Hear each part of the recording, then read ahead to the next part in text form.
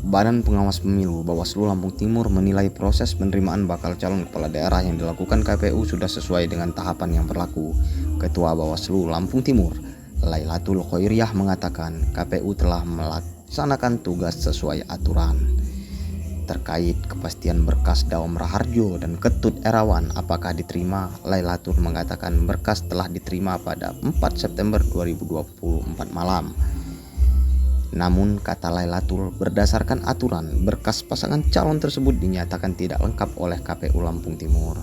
Terkait temuan Bawaslu dalam proses pendaftaran, pihaknya tengah melakukan penelusuran. Disinggung terkait video suara yang beredar, adanya ungkapan dari orang tua salah satu admin Silon mengaku anaknya mendapat ancaman dalam proses pendaftaran Daom Raharjo dan Ketut Erawan, pihaknya pun tengah melakukan penelusuran. Diketahui KPU Lampung Timur telah melakukan perpanjangan pendaftaran calon kepala daerah 2024. Dalam prosesnya terdapat satu pasang calon atas nama Daom Raharjo dan Ketut Erawan yang diusung PDIP untuk maju di Pilkada Lampung Timur. Namun, berdasarkan berita acara KPU Lampung Timur, berkas kedua pasangan calon itu dinyatakan tidak lengkap. Pelaksanaan pendaftaran itu yang dilakukan oleh KPU sebagai panitia penyelenggara itu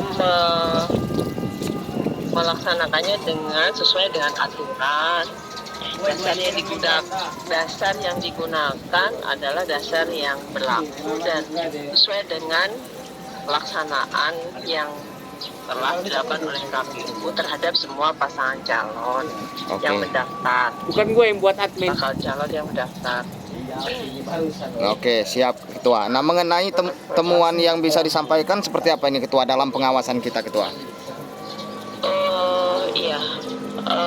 KPU kita memastikan dalam pelaksanaan itu melaksanakannya, yaitu dasar yang digunakan adalah Undang-Undang 8 diubah menjadi 10 Undang-Undang Pilkada Pilkada, kemudian PKPU 8 kemudian diubah menjadi PKPU 10 dan Juknis yang